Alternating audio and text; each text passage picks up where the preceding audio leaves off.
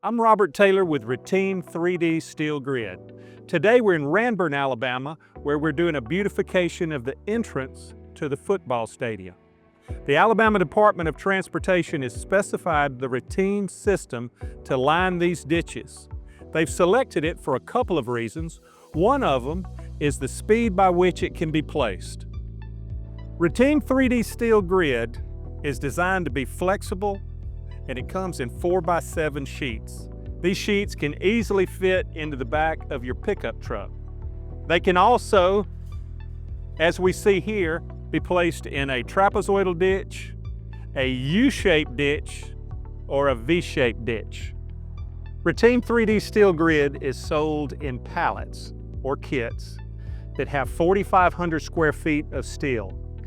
It comes with anchors, and it also comes with plastic underlayment. Contractors are gravitating to the Retem system because it takes a third to half the time of traditional concrete. There's no forms, there's no smooth finishing, there's no joints, and most of the time there's no side forming. And one thing you don't see behind me is motorized equipment. After the ditch is graded, the contractor only needs shovels, garden rates, concrete pulls, and a hammer. We let the ready-mix truck do all the heavy lifting. Our customers have used the Retem system for ditch lining, spillways, flumes, and for slope-paved abutments. The plastic underlayment is placed right after the ditch is shaped. It serves two purposes. The first purpose is to keep the subgrade from pulling the moisture out of our concrete, which allows the concrete to cure better, less cracking.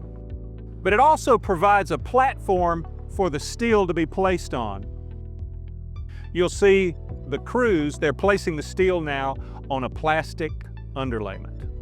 The steel is overlapped in the longitudinal direction by 4 inches and in the transverse direction by 1 corrugation.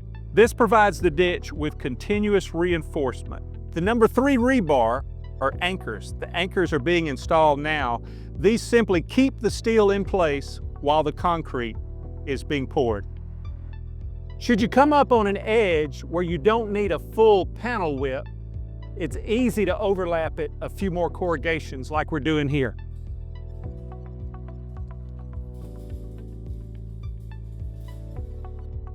Today we're placing the ready mix straight from the concrete flume. You can see here the flume is being moved around to distribute the concrete evenly. You can deliver the concrete to the project through a flume, through a bucket on a tractor, a boom pump, or a line pump. We're placing concrete today at a 4 to 5 inch slump, and that's what we suggest you order from the plant. You can always add water, but you can't take water away. At a 4 to 5 inch slump, the concrete holds well on slopes. With the Retem system, we don't smooth finish the concrete. We'll come in here with a garden rake right before it cures and roughen the surface. This provides a roughness coefficient of 0.02, which creates some turbulence and slows the water down where it more easily goes into the drains. If you'll notice here, there's no transverse joining, either sawed or formed. The continuous reinforced grid allows the concrete to crack where it will, and the grid holds the cracks tightly together. Contractors today have challenges in front of them. A couple of those challenges is a shrinking workforce and unskilled labor. The Retem system addresses both of those. No skilled labor is required, and less people are required on your projects.